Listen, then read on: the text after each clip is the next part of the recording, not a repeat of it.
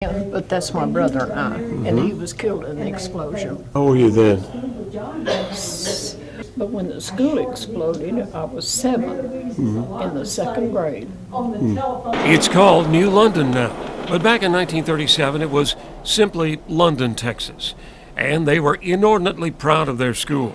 You see, this is oil and gas country, and the London School District was one of the richest in America. The school, designed back in 1932, called for a boiler and steam heating system, but that was overruled, and 72 gas heaters were installed instead. March 18, 1937 was a Thursday. There was to be no school on Friday, so students could attend an interscholastic meet in Henderson. On the top floor. Well, I was in this one on the corner right here. Early that year, the school tapped into the Parade Gasoline Company's gas line to save money. Well, that tap had a leak, but in its normal state, natural gas is odorless, so no one knew. My homeroom was right in the front, in the corner of the building, and earlier that day, the teacher said, "Something's burning my eyes." And later we knew what it was. At 3:15, school was almost over. Classes were about to be dismissed when Lemmy Butler, a shop teacher, turned on an electric sander. And that's when the world ended. Something happened, and I thought I had gone to sleep. And I thought, if I scream, I'll wake myself up. Mary Lou Taylor, Bobby Kate Myers, and Mary Lou Mooring were students there. And I remember screaming, and then the next thing I knew, I was on my way to the doctor. I was in front of the cafeteria on my way to do that when the explosion happened. I was in the 7th grade math class, Miss Alda Pfeiffer's class. And of course the windows were blown out. And when this happened, for some reason, I just went down in the aisle. The roof came in and laid down like a big sheet on the desks, but I crawled out and jumped from there down to the ground. It was and is the worst school disaster in America's history. In all, 295 students and teachers died that day.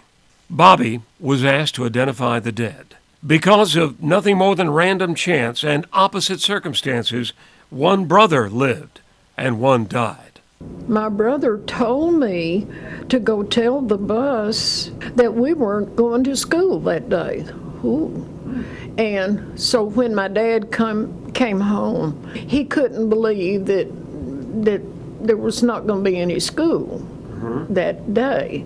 So he put us in the car and brought us to school. And he grieved till the last breath he had in him about it was his fault that my brother, I did have an older brother who did not go to school that day. We had just gotten electricity at our house. And my mother had a washing machine that had a DC motor on it. Well, it needed to be changed to an AC motor, and my brother was 14. So he said, "Well, I can do it better than Daddy can." So he was changing the motor on the washing machine and missed the bus. Mother thought about letting him take the car to school, and she decided, well, it won't hurt him. And that's what saved him.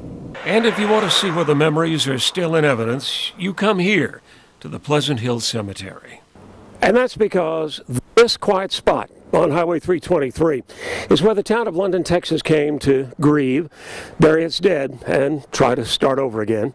That's because most of the nearly 300 victims of the London school disaster were laid to rest right here on Pleasant Hill. And as you move among the headstones, it doesn't take long before you hit one section, and the sadness is etched in granite for all to see. Sunday is the 75th anniversary of the explosion, but the survivors really don't need an observance.